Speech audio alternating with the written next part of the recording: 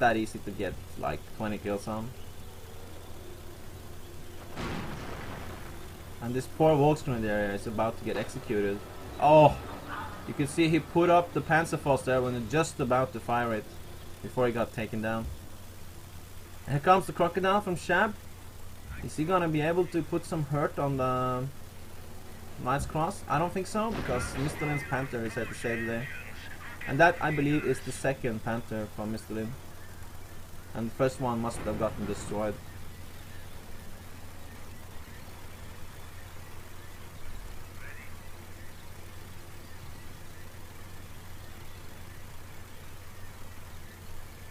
Kali moving up here. 1 tank kill, 20 infantry kills. Vet 2. So P4 supporting here. If he has the middle tier 4, I mean, I think the tanks give an aura to infantry as well, so tanks plus Knight's Cross equals even more overpowered or good, I guess. Can't really notice anything, you know, the airborne doctrine. Can't really notice anything here. It's been a peewee of mine for a long time that they refuse to, you know, put in the airborne.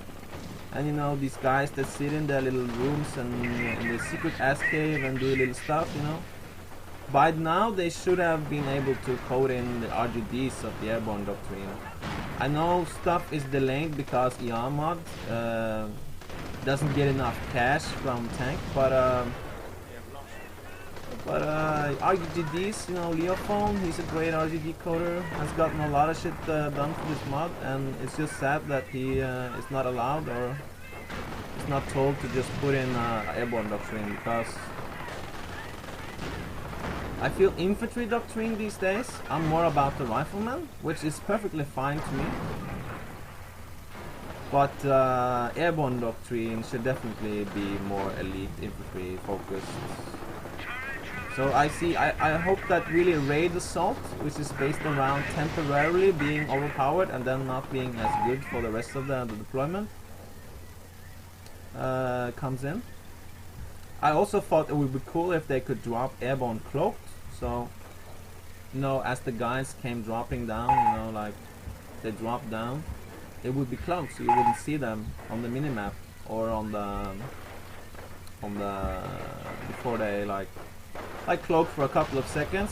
So you could, like, let's see, drop some airborne in the backfield here, and you maybe cloaked for 30 seconds, or before you attack, or you know, move. Of course, it wouldn't be cool if you could attack and do shit and then stay cloaked, but if you were cloaked or had a one-time use of a cloaked ability, you drop behind here, you could move, you know, slowly up behind the 88 and then satchel it, because these days 88s, as we see here, are really hard to take out.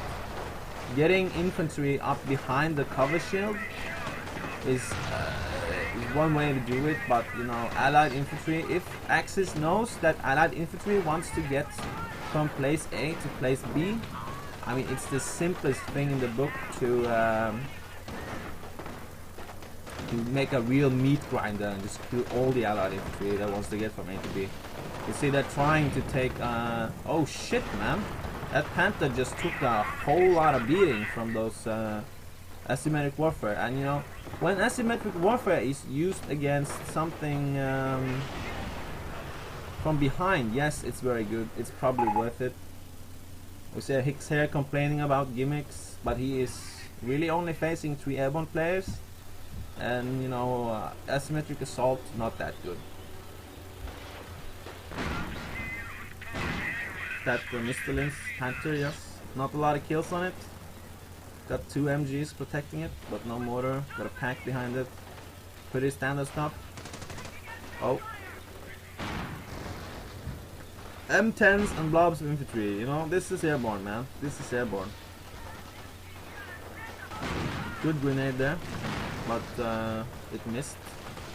So it's gonna take a lot of damage on this airborne. You see it lost 2 members on one squad, 1 on the other, and the second grenade still misses. Really, really vicious MG at the end here from Hicks.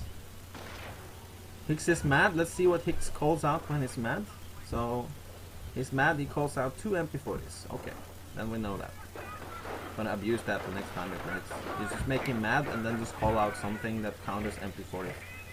Really good idea. 3 M10s from Stumko here. Stumko, one of the Lithuanian bro guys. You know, this kind of play with infantry, and then tank is really good, and it is something that that should pose a problem for Axis, because Axis should have more specialized units than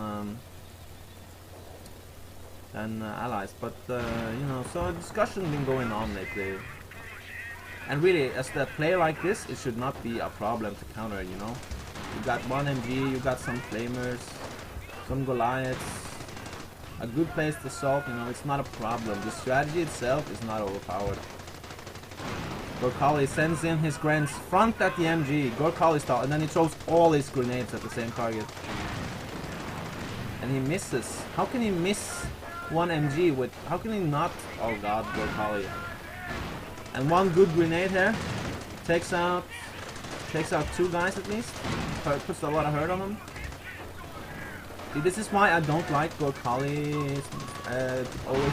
Or I sometimes get mad at Gorkali because he will not use cover. I mean, he could have sent up 2 squads in the middle here, and then sent up like 2 squads to the left here would be much better than only 2 squads would be suppressed. And he could perhaps just stay at long range here at against the 30 cal, which means it wouldn't do as much damage as, you know, constantly creeping up here, and he could still get in from the left and either grenade infantry or the MGs. Doing it like that, I think he lost 4 grants without doing much damage with them. And we see some Knights Cross there. Knights Cross, much simpler unit for Gorkali to play with. You know, Knights Cross, you can just charge them at infantry, and that's what they do, and that's what they're good at.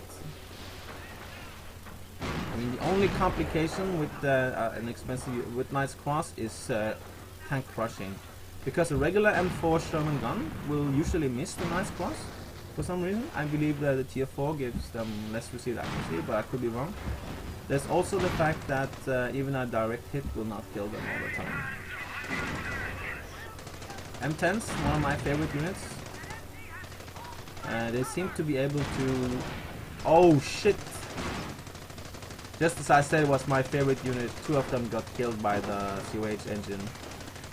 I see a pattern here, but oh shit, sorry.